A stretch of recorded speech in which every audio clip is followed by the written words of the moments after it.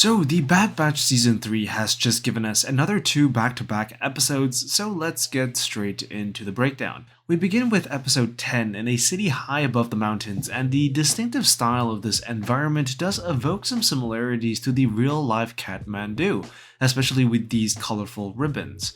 We see a toddler and his mother exploring a market, and it's a rather adorable sight. The toddler ends up tossing a flower vase towards nearby shoppers, very likely using the Force. We hear some people calling the child gifted or cursed, which is unsurprising given the inherent mystery the Force is to common folk. People say he's cursed, you know? Gifted. The aqualish standing by takes note of this and ends up sending a message to a Class 1 bounty hunter, which, as we learned in earlier episodes, the Empire has an open contract for Force-sensitive individuals. We cut to Tantiss, where we see Hemlock looking at a cloning chamber of some sorts, and as we see on his pad later, this particular chamber hosts the program producing CX clones. We then see Emerie lobbying to be the new chief scientist as progress has slowed with Nalasay's imprisonment.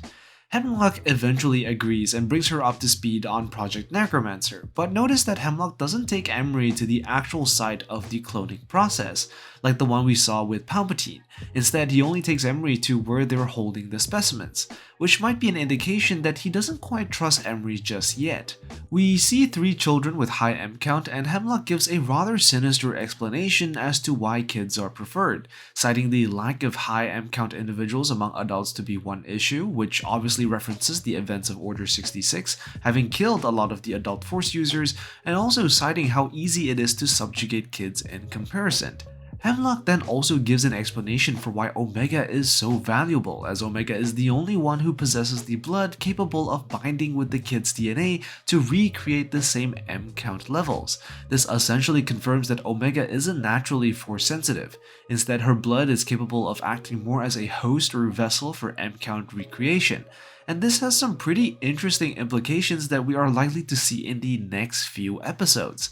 A young girl approaches Emerie, but Hemlock cautions her to not get too close to these specimens. We cut back to the mother and the toddler, where it is then revealed that the Class 1 bounty hunter sent to kidnap the child is none other than Cad Bane himself, which can be first easily identifiable by the sound of spurs on his boots.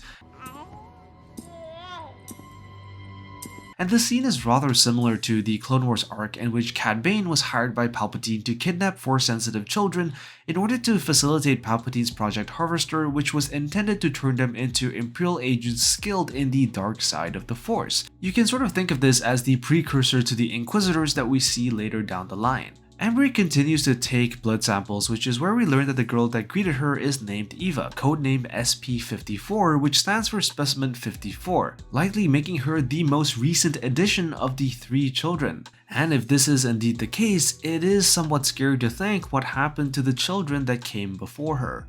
There's a moment of bond building between the two as Emerie is reminded of Omega through Eva. As Emerie tries to take a sample from Jax, whose codename is SP-32, the kid makes a run for it. And it's not surprising that Jax is the one to attempt to escape, as he has likely been here longer than Ava has, as inferred from his codename being SP-32 versus Ava's SP-54. Scorch stuns the kid, and I have to say, this moment really reveals how cold and menacing Scorch is, which does seem to suggest that the clone is unlikely to have any redemption arc in this show. Emerie consults with Nalasay as to what she is seeing, and she begins to wonder if there is anything she can do about it, as she begins to see herself more and more in these children. It is also worth noting that Emerie, just like these kids, was essentially raised to be lab rats, only to be later discarded when the Kaminoans no longer had any use for her. Hemlock tells Emerie that there is a new specimen arriving, referencing the toddler. Tarkin gives Hemlock a call, who then questions him over the budget demands of Hemlock's facility, and while it's clear that Tarkin doesn't have the clearance to know about the details of Project Necromancer, it's also clear that he is more concerned with the funds being used up for Hemlock's project instead of his own interest, which is the Death Star. And in the hologram, we can see the Imperial gunner who were frequently stationed on the Death Star as well. Now, of course, by this point, the Death Star has yet to be built, but the presence of an Imperial gunner was clearly made as a hint to where Tarkin's true concerns about funding actually lie. This is also a brief moment to remind us of the Imperial politics at play. It won't bode well for your operation, or for you.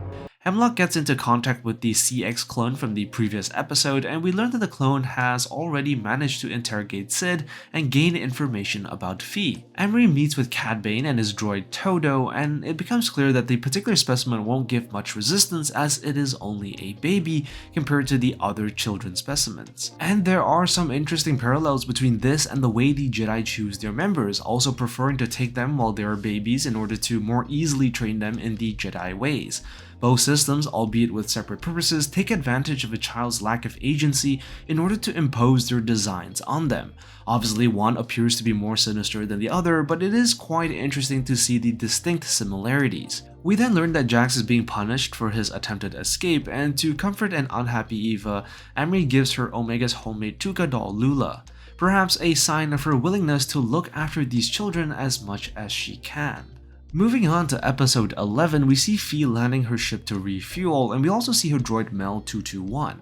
The two bicker with each other, and Fi briefly mentions Andro Prime and Skara Null. I'm on Andro Prime and Skara Null. The name Andro Prime doesn't really ring a bell, but there is a planet by the name of Ando Prime, which is located in the Mid-Rim and host of the Ando Prime Centrum pod racing course. Ando Prime first appeared as a hologram in the Attack of the Clones, so perhaps it could be that.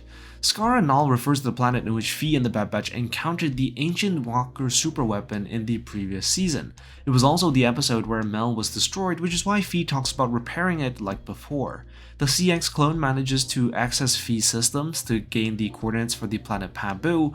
We cut to Pabu, where we see the team loading up and getting ready to depart. As the team says their goodbyes, we also get to see Mock, Stack, and Deke hanging out eating ice cones. These three were of course the cloned cadets that Hunter and Wrecker picked up from the planet Cetron in an earlier episode. We'll drop you three off someplace safe. Omega and Liana say their goodbyes, and Omega donates her Lula doll and text glasses to the local museum. And it's a bittersweet moment as Omega decides to leave these items behind, as Pabu was the first place they could call home, and in hopes that she would be able to return there one day. In the background, we can also see a jade-looking ornament sitting on a shelf, and this is the same artifact that we saw back in Season 2, Episode 13. The CX trooper sneaks onto Pabu and manages to blow up the Marauder, knocking out Wrecker. The crew take him to AZ-3 for treatment, and as a stormtrooper lands on Pabu, we begin to see the cruelty and terror of the Empire. Hunter attempts to steal a gunship in order to escape, but the CX clone spots him and shoots down the gunship. Omega decides that the best course of action would be for her to turn herself over to the Empire, much to Crosshair's disapproval. But without much of a choice, Omega tells him to focus on the bigger mission, Crosshair. But the misfortune continues. Just as Omega boards the CX trooper's ship, Crosshair, interrupted by clone troopers, is unable to stick a tracker on the ship as planned, leaving us to wonder how the rest of the team are going to find her again. On the ship, Omega centers herself as she returns to Tantiss. This time, instead of being captured in fear, she goes back with a single mission in mind: to free her clone brothers. And it's a great moment as it demonstrates how the character uses the lessons taught to her by her past adventures to stay calm and collected in this moment, focusing on the mission as her clone brothers often tell her to, and using Jedi meditation techniques to calm her mind. So anyways, that's all for the breakdown for episode 10 and 11 of season 3 of The Bad Batch. I hope you've enjoyed this video. As always, be sure to leave a comment down below to let me know what you think. Be sure to like and subscribe, and I will see you in the next one. I am the Lost Acolyte, And I have spoken.